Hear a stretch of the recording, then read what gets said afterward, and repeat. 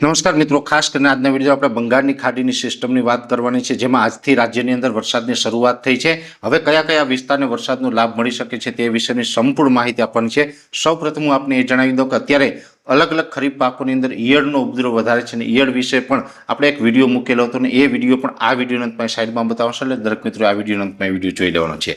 હવે ખાસ કરીને જે બંગાળની ખાડીની સિસ્ટમ હતી મધ્યપ્રદેશ અને મહારાષ્ટ્રના અમુક વિસ્તારો ઉપર પહોંચી ગઈ છે, એટલે કે જે વિદર્ભ વિસ્તાર છે એ વિસ્તાર ઉપર અત્યારે એ બંગાળની ખાડીની સિસ્ટમ પહોંચી છે. અત્યારે સિસ્ટમની કેટેગરી છે એ ડિપ્રેશનની છે, એટલે કે ડિપ્રેશન કેટેગરી છે એ પણ ખૂબ મજબૂત ગણવામાં આવે છે. અને આ સિસ્ટમના જે આઉટર ક્લાઉડ છે આજે વહેલી સવારે, આજે 31 તારીખે વહેલી સવારથી જ મધ્યપ્રદેશ અને મધ્યપ્રદેશ બોર્ડરના આપણા વિસ્તારો અને દક્ષિણ ગુજરાતના વિસ્તારો સુધી પહોંચી ગયા છે ને ત્યાં સવારથી જ વરસાદની શરૂઆત થઈ ચૂકી છે. હવે આમ જોવા જઈએ તો આપણે 31 જુલાઈથી લઈને 5 ઓગસ્ટ સુધી ઘણા સમયથી જે વરસાદની આગાહી કરતા હતા એમ આજે 31 તારીખથી રાજ્યની અંદર વરસાદની શરૂઆત પણ થઈ ચૂકી છે. જેમ સમય આગળ વધતો જશે એમ ધીમે ધીમે વરસાદની તીવ્રતા અને વરસાદના વિસ્તારમાં વધારો થતો જશે.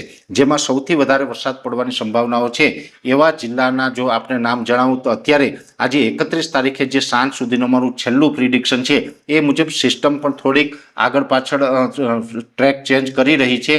એને કારણે દક્ષિણ ગુજરાતના તો તમામ જિલ્લાની અંદર ભારેથી અતિભારે વરસાદની સંભાવનાઓ છે, જેમાં ભરૂચ, અંકલેશ્વર, સુરત, રાજપીપળા, વલસાડ, વાપી, નવસારી, બારડોલી, બીલીમોરા, ડાંગ, આહવા, તાપી તમામ વિસ્તારની અંદર ભારેથી અતિભારે વરસાદ વરસી શકે છે. ખાસ કરીને સુરત છે એ અત્યારે સુપર રેડ એલર્ટ ગણી શકાય. આવનારા 2 દિવસ દરમિયાન, એટલે કે 1 ઓગસ્ટ અને 2 ઓગસ્ટ એમ 2 દિવસની અંદર સુરતની પરિસ્થિતિ કદાચ વધારે ખરાબ થઈ શકે છે. મધ્યપ્રદેશ બોર્ડરે છોટાઉદેપુર, દાહોદ, ગોધરા જેવા વિસ્તારની અંદર પણ વરસાદ પડશે, પણ ત્યાં મધ્યમથી સારો વરસાદ પડશે, અતિવૃષ્ટિની સંભાવનાઓ નથી. એવી જ રીતે મધ્ય ગુજરાતના વિસ્તાર છે જેમાં અમદાવાદ, ગાંધીનગરના વિસ્તાર હોય, આણંદ, નડિયાદ, ખેડા, વડોદરા જેવા વિસ્તાર, આ વિસ્તારની અંદર પણ એકંદરે ખૂબ સારો વરસાદ પડશે.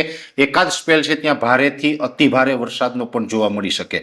સૌરાષ્ટ્રની અંદર સુરેન્દ્રનગર, મોરબી, બોટાદ, ભાવનગર અને અમરેલી જેવા વિસ્તાર છે એમાં ભારેથી અતિભારે વરસાદ વરસી શકે છે. અત્યાર સુધી અમરેલી જિલ્લાને બહુ ખતરો નહોતો, પણ સિસ્ટમ થોડીક દક્ષિણ તરફ મૂવ કરી છે, એટલે અમરેલી જિલ્લામાં પણ ભારેથી અતિભારે વરસાદની શક્યતાઓ છે. રાજકોટ, જુનાગઢ અને ગીર સોમનાથ જેવા વિસ્તારની અંદર પણ એકંદરે સારો વરસાદ પડશે. રાજકોટની અંદર અને પ્રોપર રાજકોટના આસપાસના વિસ્તારમાં અત્યાર સુધી વરસાદનું પરફોર્મન્સ જે થોડુંક વીક હતું એ આ રાઉન્ડની અંદર 1 અને 2 ઓગસ્ટે ખૂબ સારો એવું રાઉન્ડ છે આ નોંધાય અને ત્યાં પણ સારા એવા વરસાદ પડે તેવી શક્યતાઓ છે. પશ્ચિમ સૌરાષ્ટ્રમાં દ્વારકા, જામનગર, પોરબંદર, ગત રાઉન્ડની અંદર જામનગરની અંદર વરસાદનું એકંદરે પરફોર્મન્સ સારું રહ્યું હતું, પણ પોરબંદર અને દ્વારકા જિલ્લો છે એ ગયા રાઉન્ડની અંદર પણ વરસાદથી વંચિત રહ્યા હતા. એને પણ બીજા વિસ્તાર કરતાં ઓછો વરસાદ હશે, છતાં પણ ત્યાં લગભગ મને એવું લાગી રહ્યું છે કે અંતે 2 થી 4 ઇંચ સુધીનો વરસાદ આ રાઉન્ડમાં 1, 2 અને 3 તારીખ દરમિયાન વરસે તેવી શક્યતાઓ છે. અંતે દ્વારકાધીશના હાથની વાત છે, પણ ત્યાં આટલી શક્યતા તો મને દેખાઈ રહી છે.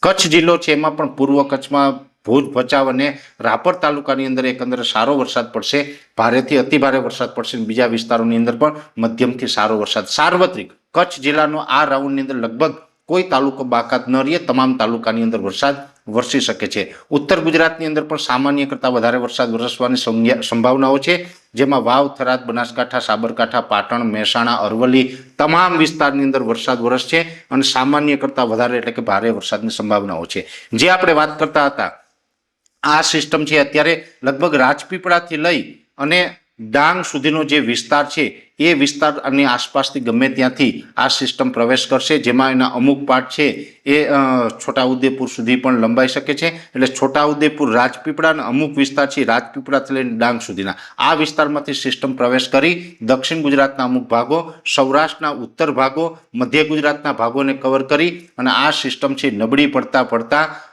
કચ્છના ભાગો સુધી આવશે ને ત્યાંથી સિંધ પ્રાંત ઉપર આગળ વધી જાય તેવી શક્યતાઓ છે. અત્યારે આ સિસ્ટમ છે એ ડિપ્રેશન કેટેગરીની અંદર છે. કદાચ એવું બની શકે કે ગુજરાત ઉપર આ સિસ્ટમ આવશે ત્યાર પછી સૌરાષ્ટ્ર અને મધ્ય ગુજરાત સુધી આ સિસ્ટમ ડિપ્રેશન કેટેગરીમાં આવશે, ત્યાર પછી નબળી પડીને વેલમાર્ક લો પ્રેશર અને પછી લો પ્રેશર એમ થઈને સિંધ પ્રાંત ઉપર પાકિસ્તાન તરફ આગળ નીકળે. પણ ત્યાં સુધીમાં 1 અને 2 ઓગસ્ટ એ 2 દિવસ દરમિયાન રાજ્યના અનેક વિસ્તારની અંદર ભારેથી અતિભારે વરસાદ પડી શકે છે। અમુક વિસ્તારમાં થંડરસ્ટોર્મ એક્ટિવિટી થશે તો ગાજવીજ સાથે પણ વરસાદ પડવાની સંભાવનાઓ છે, જેથી કરીને આપણે પવન સાથે કોઈ જગ્યાએ વરસાદ પડતા હોય તો આપણે વરસાદ દરમિયાન ખુલ્લામાં બિનજરૂરી બહાર ન નીકળવું, સાથે નીચાણવાળા વિસ્તાર અને નદી કાંઠા વિસ્તારમાં રહેતા હોય એ મિત્રોએ સલામત સ્થળે ખસી જવું એ જ બધાના હિતમાં છે। આ પ્રકારે વરસાદની સિસ્ટમ અત્યારે પસાર થઈ રહી છે। વરસાદની સિસ્ટમ ઉપર અમારી સતત નજર રહેવાની છે।